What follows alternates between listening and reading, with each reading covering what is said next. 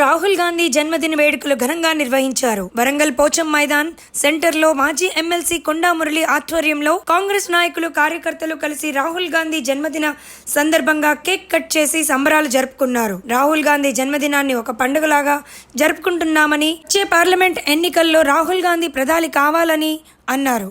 BC, ST, SC మైనారిటీలపై కొంతమంది కుట్రలు చేస్తున్నారని కొండా మురళి ఆరోపించారు.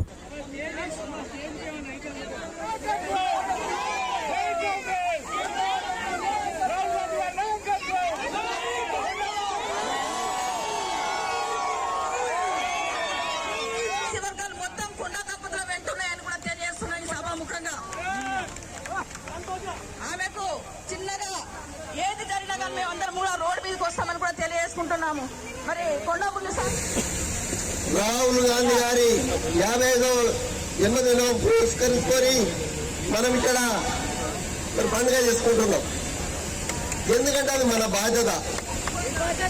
ఎందుకు అంటే ఆయనే ఒక బీసీ మహిళ నిలబడ్డది అని చెప్పంగానే నేను ఆడికే పోతా, ఆడనే పాదయాత్ర చేస్తా అని ఆ రోజు ఎలక్షన్లో ఇంటికి రావడం జరిగింది. కాబట్టి మనం కృతజ్ఞత ఉండవలసిన బాధ్యత ఉంది.